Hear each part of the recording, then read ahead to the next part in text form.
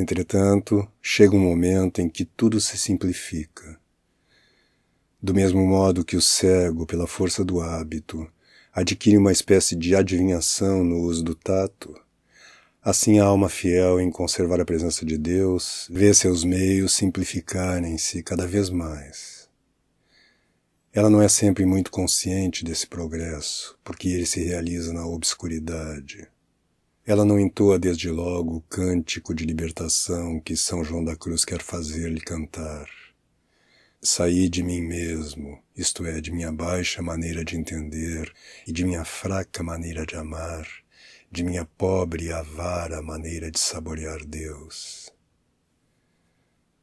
Antes de notar essa simplificação, é-lhe preciso passar por momentos em que a lembrança de Deus, longe de lhe ser uma prática fácil ou uma consolação, se lhe torna extremamente penosa. O exercício se inverte de algum modo. Em lugar de cultivar a presença de Deus, a alma, obcecada por uma lembrança dolorosa, sente sua ausência. Entretanto, esses períodos de solicitude em que ela teme não servir a Deus e se inquieta incessantemente por Ele, são-lhe um ganho e a encaminham para uma presença muito mais espiritual, muito menos grosseira. São João da Cruz dá essa angústia como um sinal de que a alma entrou na via da contemplação e começou a achar-se em segurança. Então, se ela continua a ser fiel, virá bem depressa o momento em que já não haverá caminho para ela, segundo a expressão do Santo Doutor. Ela domina todo o método e pode fazer seu o que o irmão Lourenço da Ressurreição, chegado ao cume de sua vida espiritual, declarava com ingenuidade. Buscam-se métodos para amar a Deus, procura-se chegar a esse amor por não sei quantas práticas diferentes, dá-se tanto trabalho para permanecer na presença de Deus por diversos meios, e entretanto bem mais simples e mais reto, sempre o bom senso, é fazer tudo por amor de Deus, servir-se de todas as obras do próprio Estado para provar-lhe esse amor e entreter sua presença em nós por esse comércio de nosso coração com Ele.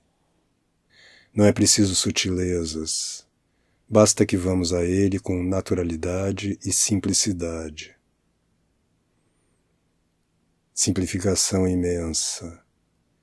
A alma está agora sempre com Deus, como o bom irmão que, como escreve o seu primeiro biógrafo, encontrava Deus em toda parte, tanto em seus trabalhos na sapataria, como em suas orações com a comunidade. Ele não era apressado para fazer seus retiros, porque encontrava em seu trabalho ordinário o mesmo Deus a amar e a adorar que no fundo dos desertos. Chegada a esse ponto, a alma sente menos a necessidade de falar ao seu Senhor.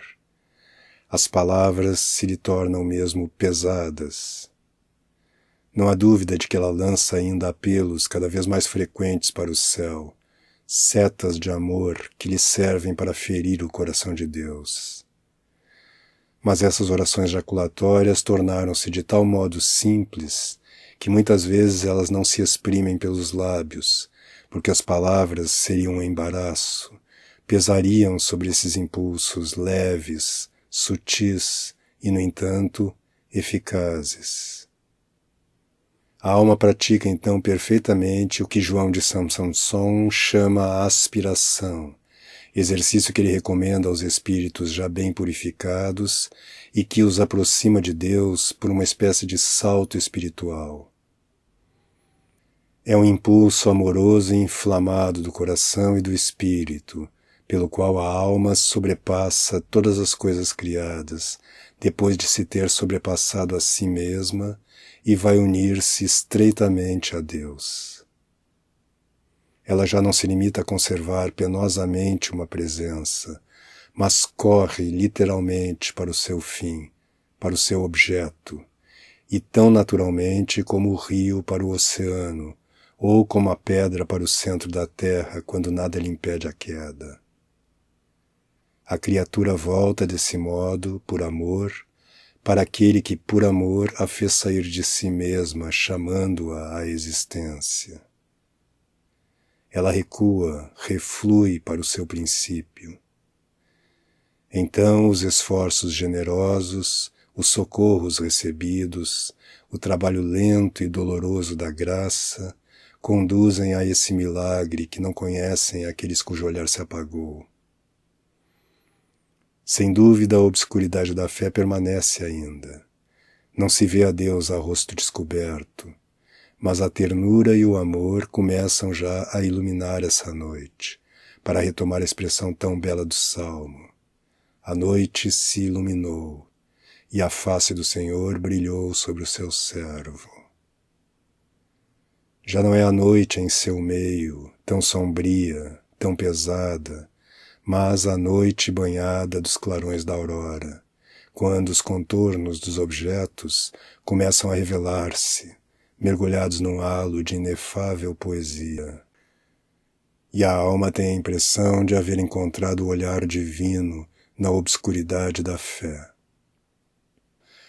Aliás, ela sempre sentiu que só a fé lhe oferecia uma imagem exata daquele que ela buscava, porque só ele é capaz de se fazer conhecer tal como ele é. Mas agora ela o experimenta verdadeiramente. A fé mostra-lhe os olhos tanto desejados, esses olhos de que ela percebe o olhar invisível quando ela se inclina sobre o seu íntimo, como se vê espelhar na fonte transparente o rosto daquele que se inclina sobre ela. Então a alma vê o invisível, ou, segundo uma expressão cara aos místicos, ela vê sem ver. Porque ela purificou o seu olhar interior, acontece que ainda cega, ela contempla já a Deus e vive espiritualmente em sua presença. Ela estabeleceu sua vida espiritual sobre a rocha, e como desejava Santa Teresa de Ávila, ela anda na verdade, sob a claridade da divina face.